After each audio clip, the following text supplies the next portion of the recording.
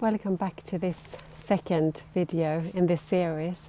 So I'm going to talk a little bit about what happens after, so maybe the next 24-48 hours, and whether you have actually gone through something like this yourself, or if someone in your surroundings have gone through something really traumatic like this, like losing someone suddenly especially.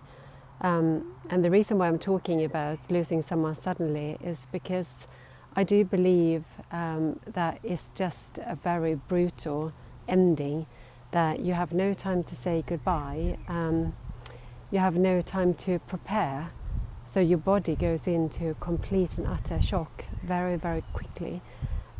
So the 24 to 48 hours, and maybe even longer, well, probably even longer to be honest, it is like, and I believe that we all, probably just in our family, experienced it so differently. I just know that I don't think I really thought, I don't think I could really think. I couldn't put together thoughts that was rational. I could barely speak, and I couldn't cry. And that is so strange. You know, you just think, what is wrong with me? What is wrong with me? Why can't I cry more? Why am I not just laying down on the floor crying? And of course, there is also something, we are all so different. And I mean, this might be really strange to some of you. I don't know if you have thought about this yourself, but I've often thought before, how can you survive losing a child? And of course, now I know, you just do. You just do. You just carry on.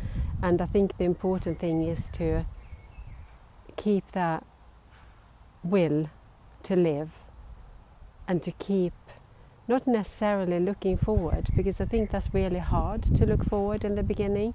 I know it's only, and for us it's now 4.5 years, and it's only now that I can start planning a little bit. I do find planning longer term still a little bit challenging. But in the early days, in the first few years, I just didn't want to book anything, didn't want to plan anything, and also actually I just didn't want to go outside my home. I felt that the world was not safe. It really did not feel safe.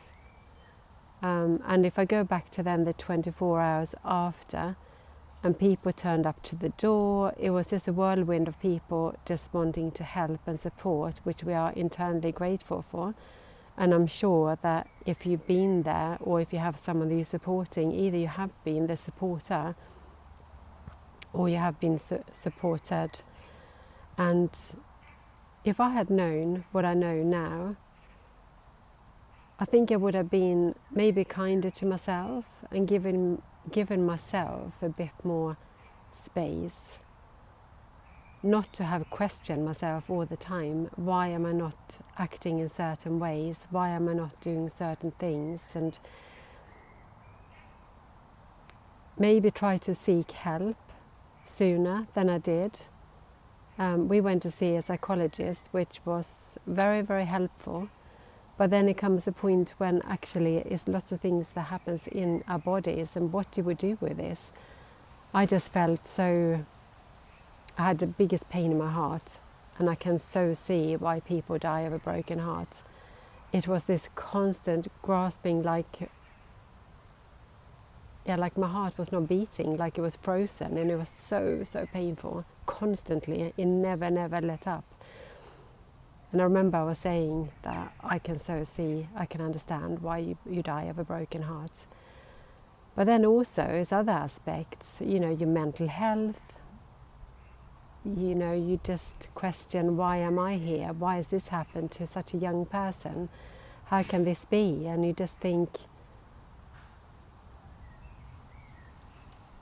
it just feels unfair. So if you are in this situation, and if you are wondering what to do, I would just say seek help. And if you don't know where to turn, please comment below, or you can email me and I can give you some pointers on where to turn, and we can sort of take this journey together, and I can try to guide you the best I know how to. And of course, I'm not a therapist, I'm not a doctor. I can just talk about my experiences from the way I experience them, and what has helped me and what hasn't helped me.